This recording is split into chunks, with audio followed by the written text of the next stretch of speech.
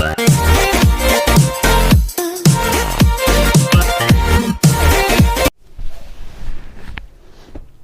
Dear student, welcome to our channel PKP. आज की class में देखेंगे वर्कशीट नंबर 5, 14 जुलाई की है साइंस। ठीक है, तो डियर स्टूडेंट, आप सभी को टॉपिक तो पढ़ लिया ही होगा, समझ आ गया होगा कि एयर पोल्यूशंस क्या होते हैं, एयर पॉल्यूटेंट क्या होते हैं, किसकी वजह से ये एयर पोल्यूशंस होता है, कौन कौन से एयर पोल्यूशंस के सोर्सेज हैं, कॉज हैं, कैसे हम इनको प्रिवेंट कर सकते हैं, कंट्रोल कर सकते हैं और किस तरीके से हमको सावधानियां बरतनी चाहिए।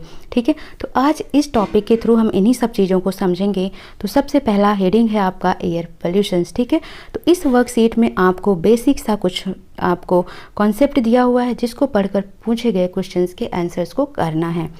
Air pollution.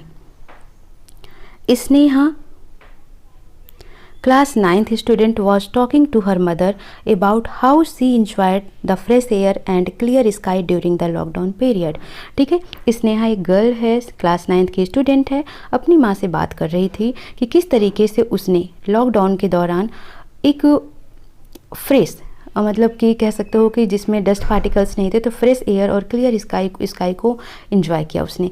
Her mother said that this happen due to decrease in air pollutions. तो उसकी माँ का रिप्लाई आता है कि ये फ्रेश एयर और क्लियर स्काई क्यों आपको दिख रही है, क्यों, इसलिए क्योंकि एयर पोल्यूशंस कम हो चुका है, वायु में जो पॉल्यूटेंट थे वो डिक्रीज हो चुके हैं।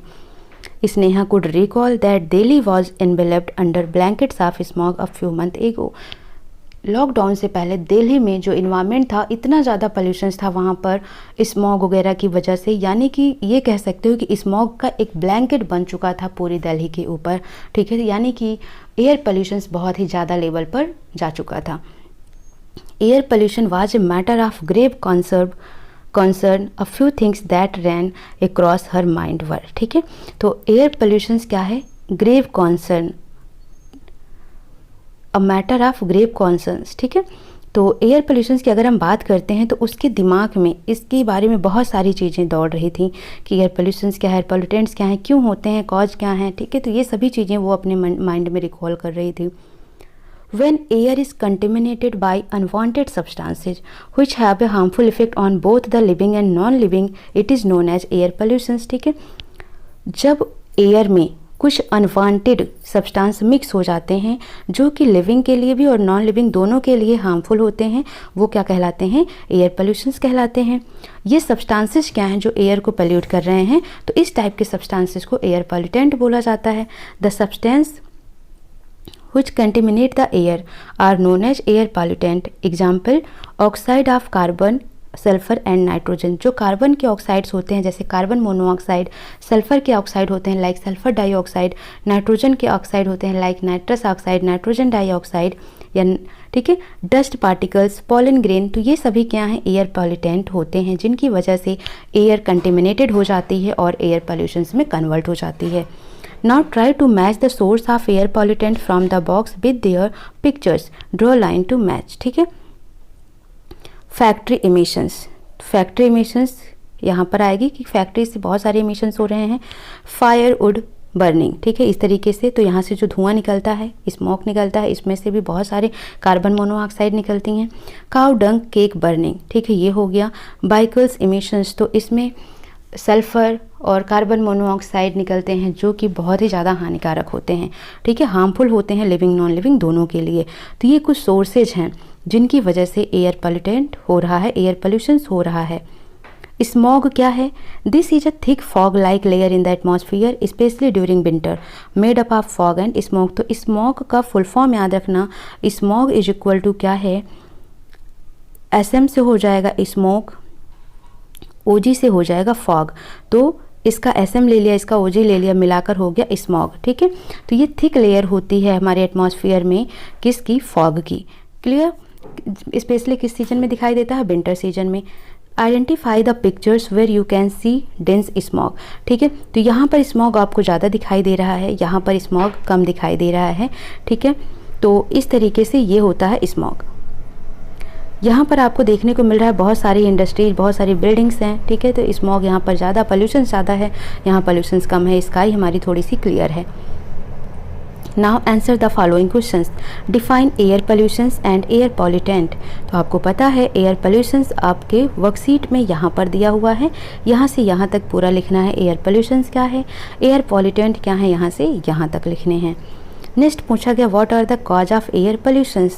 तो कॉज क्या है एयर पोल्यूशंस के, तो ये सारे factory emissions, firewood burning, cow dung cake burning, vehicles emissions, ये सभी क्या हैं, कॉज हैं एयर पोल्यूशंस के। व्हाट इज स्मॉग, तो स्मॉग में आपको पूरा का पूरा ये लिखना है, ठीक है, यहाँ से यहाँ तक।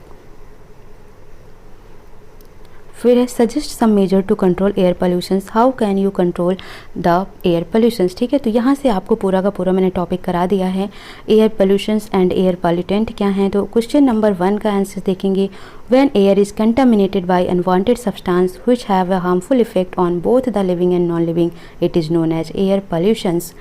What is air pollutant? The substance which has contaminated the air are known as air pollutant. Examples: oxide of carbon, nitrogen and sulfur, dust particles, pollen gear, etc. ठीक है। नेक्स्ट क्वेश्चन था what are the cause of air pollutions. The cause of air pollutions are firewood burning, cow dung cake burning, vehicle emissions, factory emissions etcetera. What is smoke? Question number 3 था this is a thick fog like layer in the atmosphere specially during winter made up of fog and smoke, ठीक है। तो smoke का भी आपको ऐसे answer लिख लेना है। नेक्स्ट आता है question 4 suggest some major to control air pollutions, how you can contribute to control air pollutions. Answer note करिए। Some major to control air pollutions, air control pollutions को कंट्रोल करने के सम मेजर्स हैं। First है use to dry and wet collector filter and electrostatic precipitator. अब industries होती हैं तो उनके ऊपर बहुत ही सारा धुआं निकलता है, ऊपर से स्मोक निकलता है जो कि एयर को पोल्यूट करता है। डस्ट पार्टिकल्स एयर में जाके मिल जाते हैं और एयर हमारा पोल्यूट हो जाता है, ठीक है। तो हमें क्या यूज करना चाहिए, dry and wet collector use करना चाहिए, जिससे जो भी यहाँ से ये स्मोक जा रहा है तो इसके जो डस्ट पार्टिकल्स हैं वो इसमें चिपक जाएँ। फ़िल्टर ऐसा यूज करना चाहिए जो कि फ्रेश एयर को बाहर निकाले, बाकी गंदगी को रोक ले। इलेक्ट्रोस्टैटिक प्रेसिपिटेटर होता है जो बहुत ही ऊंचाई पर चिमनी में लगाया जाता है इंडस्ट्रीज में, ठीक है। तो ये सभी क्या करते हैं, एयर को हमारे डस्ट पार्टिकल से मिक्स होने में फ्री बनाते हैं।